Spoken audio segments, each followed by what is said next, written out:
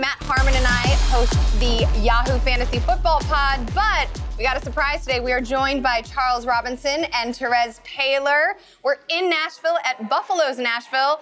It's a bar. It's, in fact, called the Ultimate Sports Bar, so it's going to get ruckusy. We're here at the draft, and we have a lot to recap. We're going to start with the NFC. Before we get to a lot of the hot takes and the fire emojis, I want to talk about general thoughts. Charles, you go first.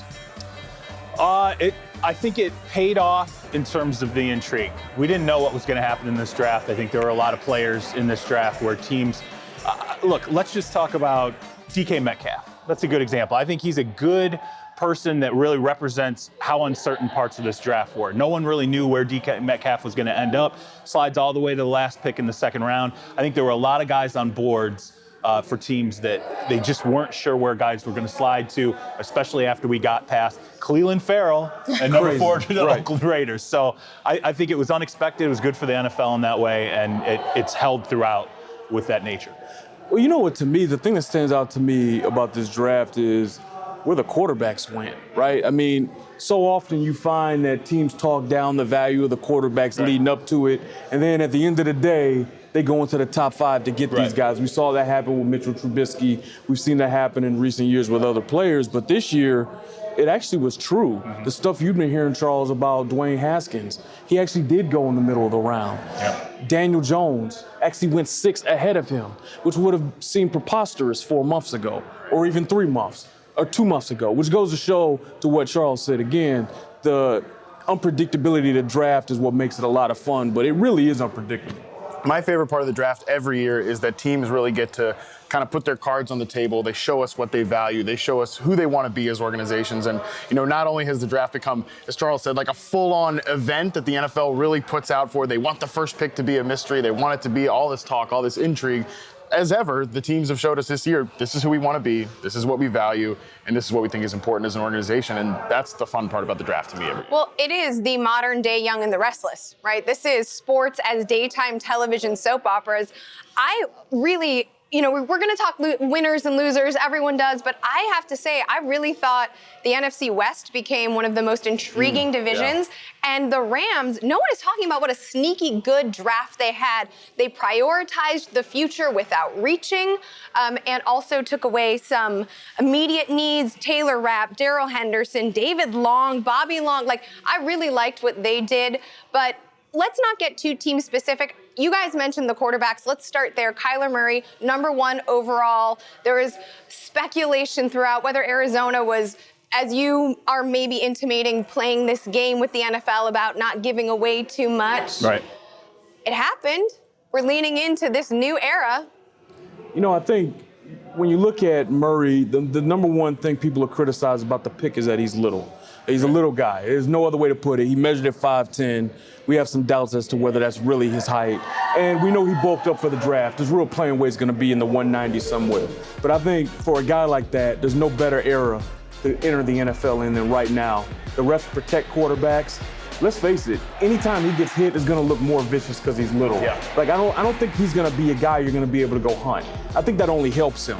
And I think that because the game is so wide open, even if you're worried about his long-term durability, right now, like this season entering, his ability to run and pass and win in the pocket, because I do think he can do it, should make him a pretty good play, in my opinion. I think it comes down to, if you're going to take him, how committed are you going to be to gearing the offense around him? And I think the Cardinals showed that in this draft. I think you see in the picks already Cliff Kingsbury, the influence, what they're going to do with this offense. It's definitely going to be spread out. You talk about Andy Isabella from UMass. You talk about, Hakeem Butler from Iowa State. The big XG. You were absolutely already seeing the Arizona Cardinals look at that offense and say, we're reshaping this, and that's why you got to get Josh Rosen out of town, because I don't think he would have really fit into what they're trying to shape and mold right now for the Cardinals. There's an obvious blueprint here, and as someone who is not, let's just say as someone who is maybe a little vertically challenged, I appreciate leaning into the hashtag small but mighty offense here, but it is really spectacular to see them adding these pieces. Before Hakeem Butler was added, I was like, the biggest offensive piece under 30 years old is David Johnson. Right. Like, the running back is taller than the quarterback. Matt, what do you think about Kyler's ability with Isabella, who has these incredibly strong hands, and Christian Kirk? I mean, he might be the best of all three of these guys. Right. This is an offense that, is going to look drastically different than how it did when it ended the season. When they were just bereft of good players beyond Larry Fitzgerald once Christian Kirk went out. And I mean, at this point, you're looking at a wide receiver core that goes Fitzgerald, Christian Kirk, Isabella, Hakeem Butler, and you can dispute the order within there, but that's a pretty nice young group. It is. They also have made some improvements on the offensive line, even if they're just getting a little healthier. Right. That's going to be big. So this is an offense that now is going to look drastically different than what it was in the Stone Age of the Mike McCoy era. And I think what's really interesting, you mentioned the offensive line.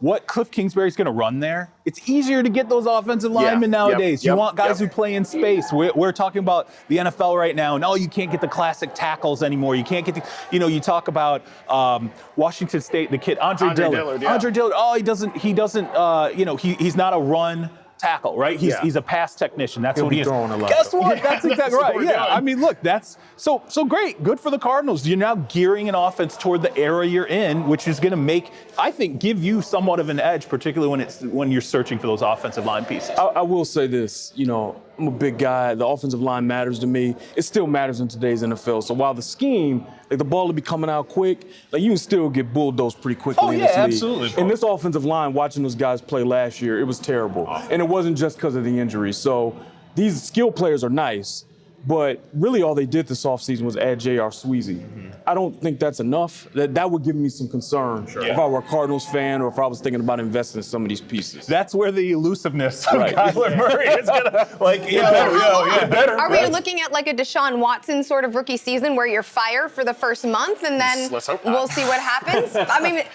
I will say this about Murray versus Watson. I live in Houston. Yeah.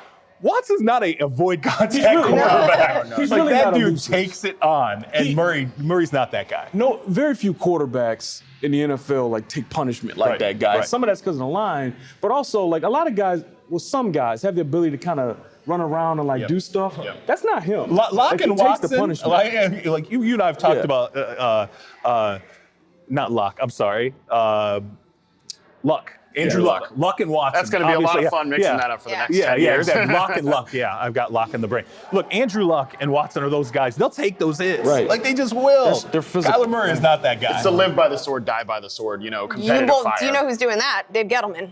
He is living and dying by the sword. Yeah. Daniel Jones. That's a way to put it. Let's do it.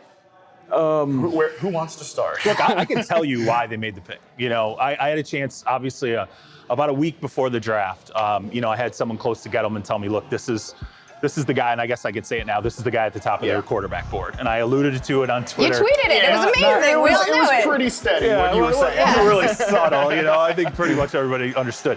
And I'm sitting there and I'm hearing this and I'm thinking, why? Why? What's going on? And so, he says, look, Dave thinks he's got fiber as a quarterback. He's a guy who at Duke hammered by his offensive line, had wide receivers drop it. He's gone through all the tough paces and yet continually bounced back and raised the level of a program where there was not a lot of NFL talent there. David Cutcliffe, the coach, obviously, who coached the Mannings, sold Gettleman on, look, you're going to be looking at this transition, the Eli Manning transition. This is the guy that's going to be a smooth transition for you. And once you start to surround him with better talent than he's had at Duke, you're going to see that ceiling's actually higher than a lot of people think. I'm not saying I agree with it. Right. I'm just saying that's what the sell was. This is the no swag is swag mentality. I don't want charisma in the locker room. We're going to work from the trenches out. Stay in your lane. Gettleman guy, I think. Stay in your lane. I was like, this is a pretty Gettleman guy. Terez, you and I were talking about this last night. He's one of those guys that wants to still kind of prove that the old ways still work in this, new modern NFL where we're taking a 5'10" quote unquote quarterback, at number one overall. Yeah, I had an opportunity to visit with Gettleman a few days before the draft, a week before the draft, and it became pretty clear to me that his mentality was he's 68 years old. And if you've done that job as long as he has, you're not going to change who you are. Right. He believes in winning up front, which I'm like, hey, you know what, Dave? I'm with you. Okay, great. You're going to win up front. You're going to build inside out. Let's go. Then he got to the quarterbacks, and I thought it was just so interesting that he harped on this. He was very insistent upon this part. In today's NFL, your quarterback has to be able to win in the pocket. So I'm like, all right, elusive guys off the list. Right, yeah. It's going to be Drew Lock. It's going to be Daniel Jones, something like that. So I think that what we were really talking about, Matt, was that he took Daniel Jones instead of some other guys on the table here. Right. You want to win up front. Ed Oliver would have helped that football team. You know, Josh Allen would have helped that football team. Jonah Williams could have helped that football team. Like the bottom line is that there are guys here that would have fit into that profile as well. They didn't think he would get to 17. I will say that. They did not think Daniel Jones. I think if they thought realistically he could get there, but I think they thought this is the number 2 quarterback on some other boards. It sounds like they were worried about Washington. Yeah, I will say that I've weirdly been like the silver linings guy for this trip, which is not a good look for me. I'm much more like pessimistic, like let's look at the dark side of life. We're in your lane. Yeah, exactly. And here we are talking about the Giants. And I will say silver lining though, for Daniel Jones, I think they've actually built kind of a nice ecosystem for a young quarterback. They have a good running back. They've made some additions on the offensive line. Shepard and Tate are guys who create quick separation. They still have Evan Ingram too. So it's not as if he's going into, a Buffalo Bills situation last year. Absolutely right. Can I throw a Twilight Zone scenario? Would you guys rather have what they've done right now or have just kept Odell and taken Haskins? So that way your offensive core is Haskins, Barkley, Odell, Ingram, Shepard. But so I was going to say, if you want to win in the pocket, that's what Dwayne Haskins does. He's not a mobile guy. He is your old school drop back passer. I mean, go for it. I kind of want to know, what do you guys? Spin it back to last year. This is the problem with Dave Gettleman, ultimately, is that none of these moves make sense in congruence and conjunction with each other. And to pass up on, a much better quarterback class last year at the 2nd overall pick, and then come back and take a prospect like Daniel Jones at 6th overall, it just doesn't show a lot of synergy there in terms of the decision making. I can tell you the difference between Haskins and Jones from the viewpoint of Gettleman. If you're talking about Daniel Jones has fiber, he's had all these different scenarios thrown at him. He's gotten hit. He's dealt with. Haskins because he was a one-year starter. He sat behind Unproven, JT Barrett for years. Leadership in that 1 year was not like it was with JT Barrett. And people from the Ohio State program will tell you that. He's not the same leader JT Barrett was. Gettleman clearly put a premium on someone who went through struggles and continued to show leadership over an elongated period of time. Is that it, Charles, or is it just he has the Manning blessing? He's got the grooming. I think Cutcliffe I think Cutcliffe definitely sold. Got him the job. Yeah, I think that was a big part of it, but you know what? A lot of coaches get. Can we talk about Haskins though and Washington? Because when I saw that Dan Snyder was going to be running the draft for the first round, I threw up a bunch of popcorn emojis. I was ready for it. And the amount of restraint that he showed, I'm not one to give this man props in general, but this I will say, he had a very good draft so far. Haskins at 15, great restraint. Montez Sweat drops. He waited for Haskins to get to. Yep. Important. There wasn't any reaching, by the way, which is Gettleman's thing. Don't reach. Well, okay, go get your bro. Yeah. But Dwayne Haskins stays. I also like that Haskins gets to stay. I mean, he's from New Jersey originally, but went to school in Potomac, so he's a local guy. His family's there. I think there's going to be a chip on his shoulder because he said he felt like the NFL got it wrong, the fact that Jones went ahead of him. I want to talk about what Washington did here. In the NFC East, by the way, this is now becoming interesting. Terry McLaurin's another guy who's going to give you Reunited. something. Very fast, gives you something on special teams. Precise route runner. Route runner. Everybody raved about him at the Senior Bowl, how great he was. Even the Bryce Love pick. Yeah. You get to the 4th round. That's a good value. Good value. 4th round, let's see what you get out of him, obviously coming off of injury, but also a guy that he goes 1 year earlier. Maybe we're talking about Bryce Love being a 1st-round running back. Yeah. I think the people who don't like Dan Snyder, if they were out there saying, oh my God, he's running the board, now they're like, maybe he wasn't running the board. This is a difficult draft to criticize for them. Like Montez Sweat, if you believe he's okay, super player. Sure. And productive. So he's not like a workout wonder. I mean, he is a workout wonder. Right. But both things also can be productive too, yeah. Right. So then Haskins obviously could end up being the best quarterback in the draft. There are people who are respected around the league who really like him. So I think if you look at what Washington's done today, you do wonder, I wonder who was in, because it's pretty solid. It's hard to criticize anything they've done. And I'll say what good news for Haskins is he does go to a team, even though we all have skepticism, I think earned skepticism about Washington and the nest that they have for any young player to walk into. This is at least for a guy that does not really create outside of structure, that I think is like a Nick Foles type player, that when the script is good, he's good. When the script is bad, then you're looking at, Rams, Nick Foles. I think they do have a good offensive line here, and if it can stay healthy, that helps. But see, so there's that knock on Haskins. Yes. I had one guy who said, look, he's a little bit of a robot. You give him A, B, and C. I think he can do that. He's shown he can do that. But then when you need D and you need someone to create, he's not going to do that, which means, look, you can't be getting him hit. You can't be, if he gets hit, it's going to be some problems. It's an ecosystem-dependent quarterback, but Terez and I were talking about this a little bit last night, and I thought, Terez, you made a really good point about, but that's tomorrow. That's not today. Let him. He is a one-year starter. No, Case Keenum's going to be the starting quarterback. Right, they have guys there. He doesn't necessarily have to start this year. And also, hey, listen, I live in Kansas City, so I watch Patrick Mahomes regularly. I get the second reaction thing. I wrote a whole story about how NFL teams are valuing that more than ever. So in a weird way, that kind of affected Dwayne Haskins in a negative way. But at the end of the day, guys who have the second reaction ability, that's not that common. Mm-hmm. Patrick Mahomes has it. Kyler Murray has it. Right. Aaron Rodgers has it. Right. The list isn't, and there's a few more, but the list isn't that, right, the list isn't that long. So at the end of the day, you can still win with a quarterback that doesn't have it. And you're right, the ecosystem has to be perfect, but you're not talking about a guy that was a one-read guy. He got to progression 2 and 3 and threw with accuracy, and he has a strong enough arm. So I'm not really here for the Haskins. I believe in the player. I think, and there are people around the league who believe in the player. I think it's going to be really fascinating to see how he works out in Washington, a place that hasn't been necessarily conducive, I'd say, to talent development. Yeah. That place has been enough of a dumpster fire over the years that it might not, it's not an ideal place because of all the drama they've had. And that matters. That does matter. Absolutely. And that whether or does not matter. Jay Gruden retains his job next year. Right. You start, with a guy like Haskins, you start adding in new coaching staff to the mix. This is how quarterbacks bust if they start overturning if they start overturning this stuff, turning it over. Jason Campbell in Washington. Exactly. We've seen this story. So Don't get for his shook. sake, I do hope that he has the same quarterback coach and head coach. Let's talk a little fantasy, because that's what we do. I want to talk about that middle round running back that fell into an awesome situation, could be a major factor in fantasy. Let's think like a Nick Chubb, or I don't really want to say an Alvin Kamara next year. Matt, I'm going to start with you. the obvious answer is David Montgomery for the Bears. He's going to take all of it. We all had it. I can say Montgomery. We can talk Darrell Henderson. That's an interesting one. If You took my guy. But let me he's- just take everybody's guy here right off the top. But it's true, though.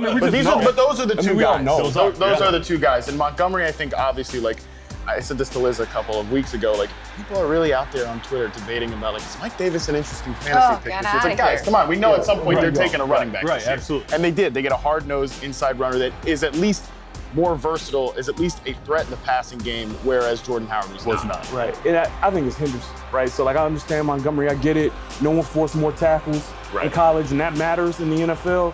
But Henderson, to me, was I think he's number 2. He's, or something close to it. And you turn on the tape, immediately there's juice there. He is a home run threat, average 8.9 yards a carry. But when he needs That's nuts, by the way. That is a wild in stat. back-to-back 2,000 yards. seasons. The production is crazy, and the knocks on him, the vision, right? He's not necessarily a creator, but what he can do is make people miss as long as it's blocked well.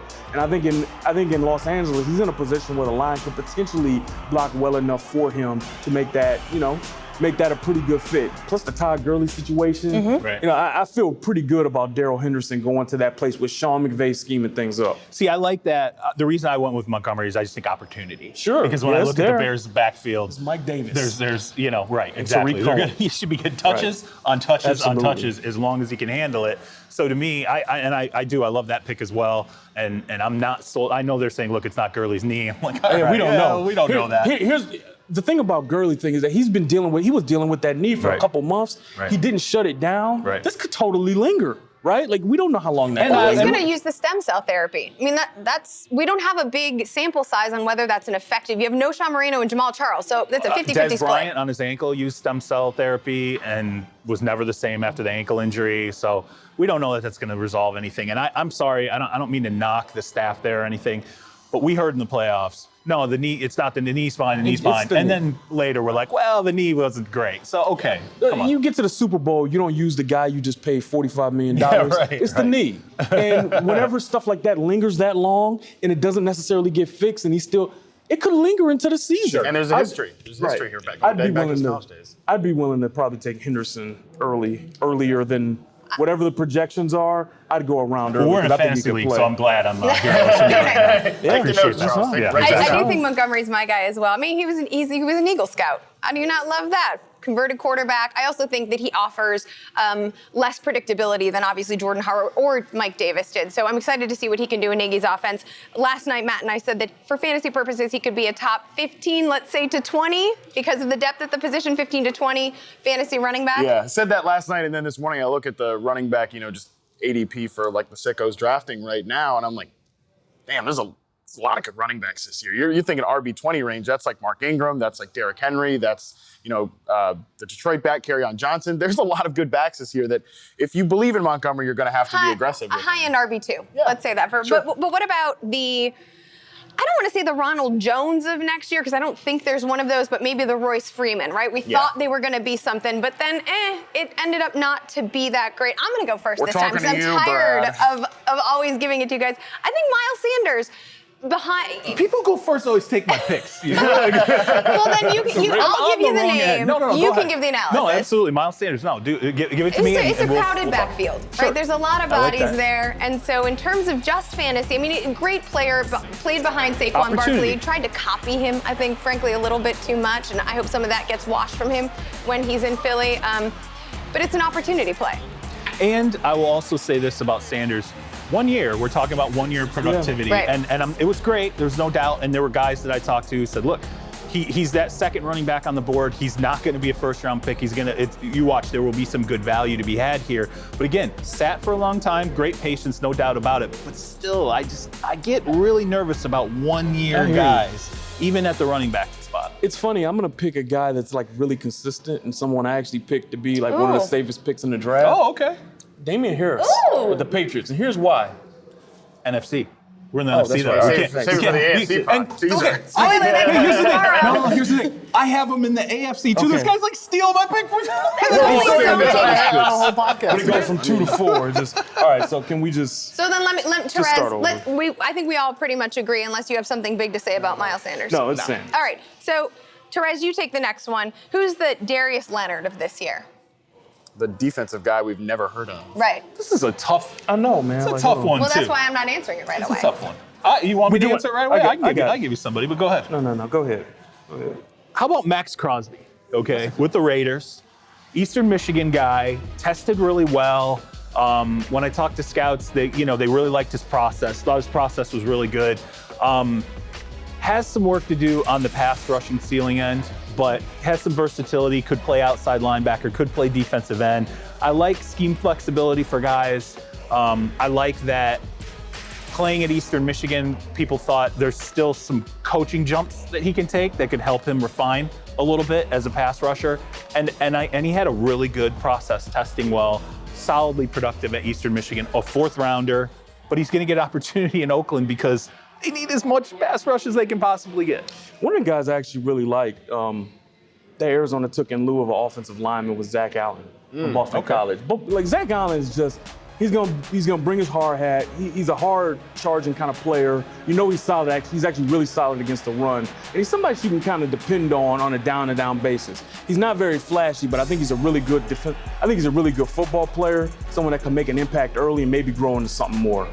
One guy, I maybe go a little bit of a homer pick here, but Carolina Panthers, Christian Miller in the 4th round, edge player out of Alabama. They have talked, the last 2 off seasons, it's been about evolving the offense, making more, layup throws for Cam Newton, everything like that. This year, there's been some talk of them, kind of changing the way they play up front on defense. They go with an edge player in round 1, obviously in Burns from Florida State.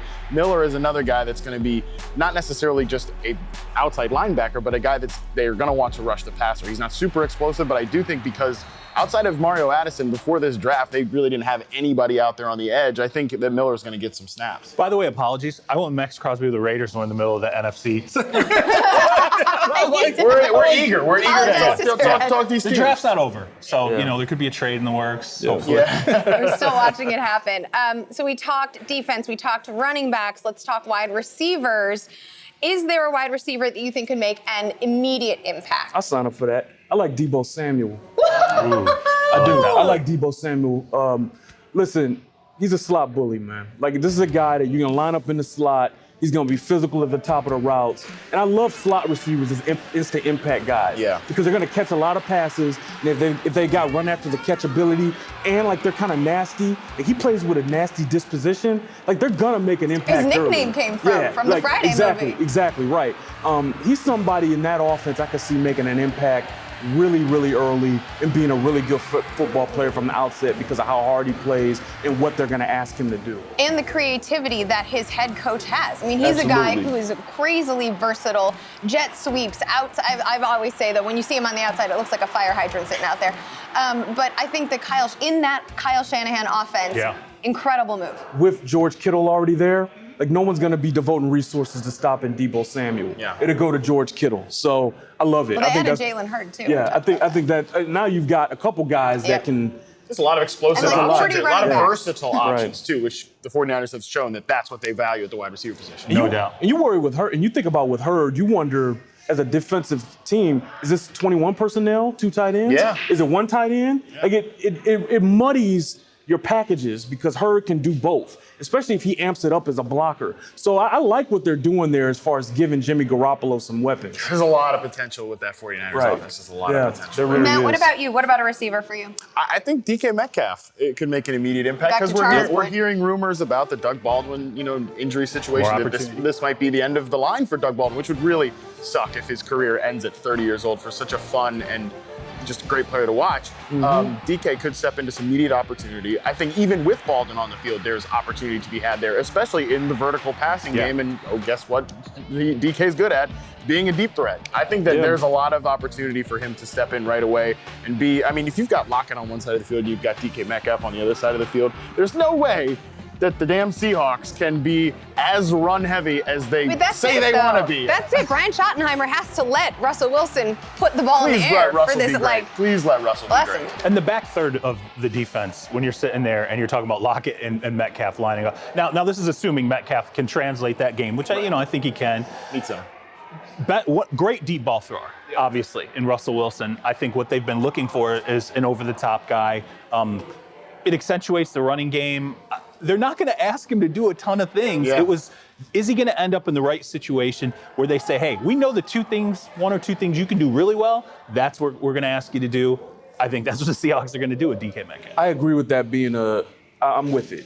I would just urge people, since it's a fantasy podcast, to not go overboard with that because in general, guys don't produce more in the NFL than they do in college. Yeah, so if you look at the production in college, it's a concern. Plus, Pete Carroll can talk about them throwing the ball around as much as he wants. Like, to me, you are who you are in general. That team's going to run the football. And we're not telling you and to they burn. also have Tyler Lockett. So we're also not telling you to burn high picks on You don't say that.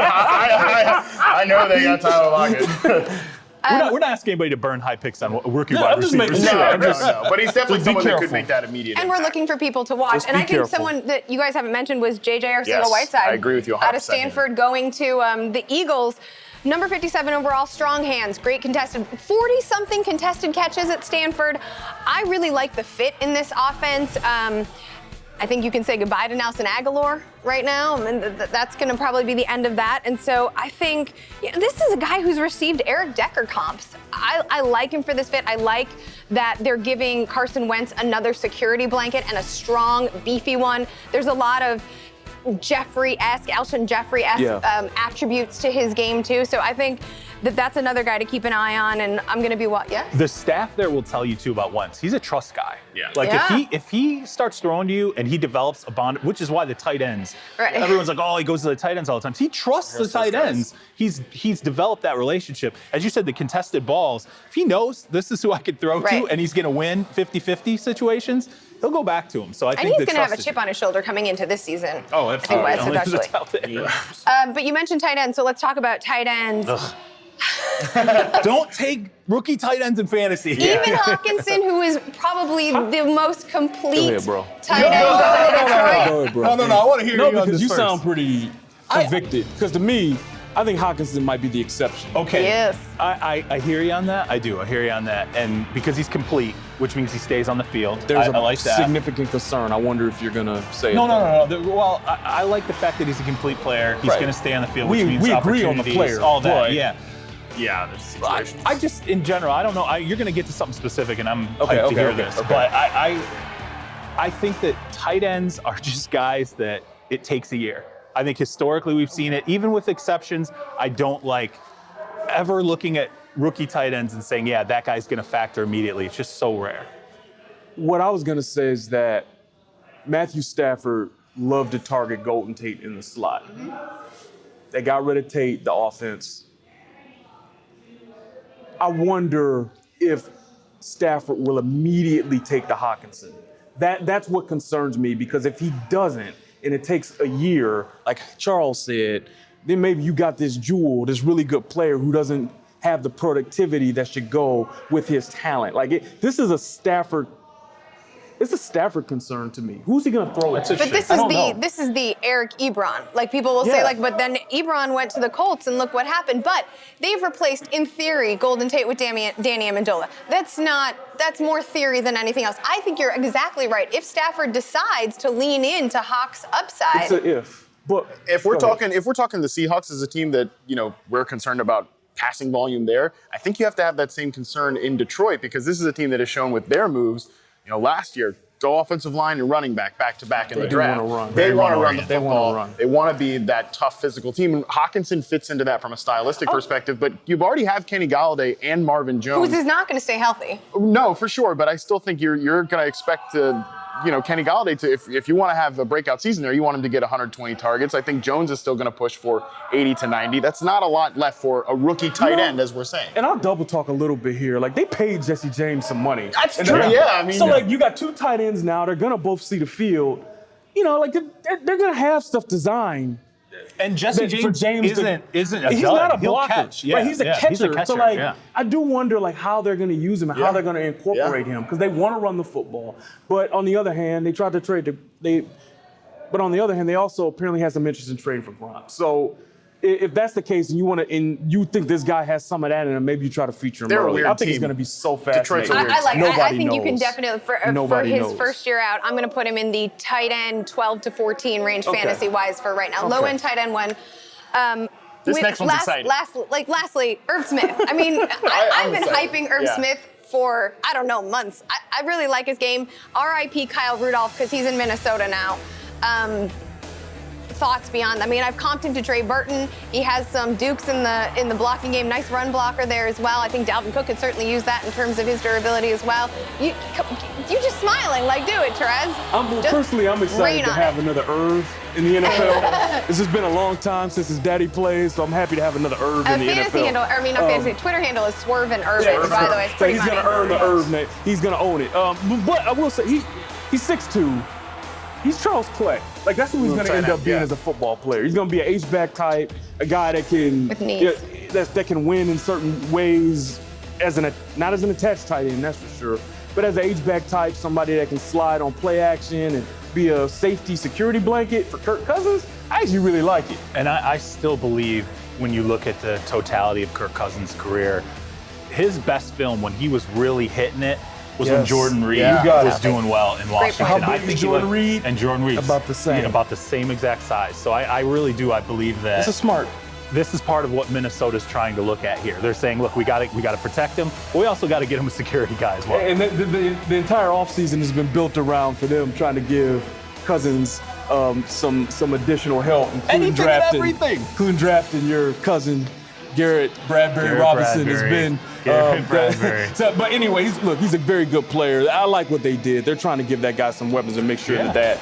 investment pays off. This is a team, I think, too, why I find this pick so interesting. It comes back to what I said off the top, where teams try to tell us who they want to be. And this is a team that all offseason has been, Mike Zimmer at least, is we want to run the ball. We want to dial back the passing volume. The rumors are that he fired Flip because he wasn't running the ball enough. They definitely go with the center in round 1. They actually go with a running back in round 3 because they needed depth there. But Irv Smith is not a guy that you're looking at as a blocking tight end. As we're talking about T.J. Hockenson, nor was Jordan Reed, though. Right. And he is that move tight end, and I like the pick because I think they were sneaky really bad behind Stephon Diggs and Adam Thielen last year. But to me, it's what do you want to be, Minnesota? Do you want to be this? You're investing a lot of money at the quarterback position. You're investing a lot of money at the wide receiver position. You take a move tight end. I don't know. Maybe they won't be as run heavy as many fantasy projectors are thinking out there. I still like it. I think they're going to be pretty run heavy. As long as Zim is there, I think they're trying to split the difference a little bit. I'll be honest with you. I really do. I think that there is absolutely, this is going to be predicated toward what Zim wanted when he fired Flip, okay? Which you're going to run the ball, okay? We're going to be more of a power team. We're definitely going to be a team that you bring in Bradbury, you want somebody zone blocking in space. But I also think that they look at Kirk and they go, we got to squeeze everything we can out of him. And what do we know he absolutely flourished with in Washington? Let's at least give him a piece to work with. I don't want to linger on this too much longer, but I just wonder if there's a little bit of disconnect too between the coaching staff and the front office. Oh, maybe a little.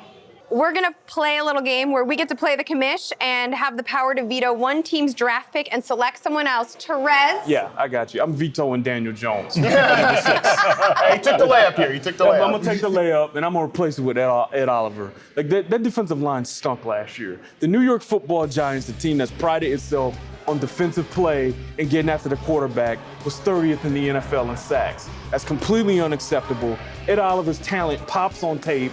And you can't tell me he's not going to be a Pro Bowl 3 tech. Just draft him. I know you have issues with him. Crowd's cheering for him. Yeah, exactly. Well, they should, because this is right. And even if you don't want to go Ed Oliver, Haskins. I'm either one of those picks, if you're the Giants, is a better one to me than Jones is 6. Look, I don't work with you guys as much, Charles and Terez. I work with Liz very, very often. So you know that I like to have an opinion and be sure about that opinion. And this is why I'm going to veto the Will Grier pick, because I don't know how I think. I can talk myself into it and I can talk myself out of it. That's interesting. Because, look, part of me says you have a quarterback that is in his prime right now, and I know there are injury questions, we'll get to that in a second, but theoretically, you have a quarterback that is in his prime, you have a roster that is far from complete. To use a top 100 pick on a player, when you have issues that need to be solved, on a guy that you hope never sees the field in this season, you could argue that that's a waste of resources in Cam Newton's prime. On the other hand, I like Will Grier as a player. I think he could be a Ryan Fitzpatrick type. I think he's very handsome. Yeah, I think he's handsome too. That's just a whole nother side thing. But I think that he's a guy that could be a good backup, low-end starter type in the NFL. I think he's fearless. I like that part about him. I also think that, hey, look, Carolina, maybe you draft Will Grier and Cam Newton is fine, and Will Grier goes and dusts up some backups in the preseason, and maybe you have a trade piece down the line. I think that could be a smart investment.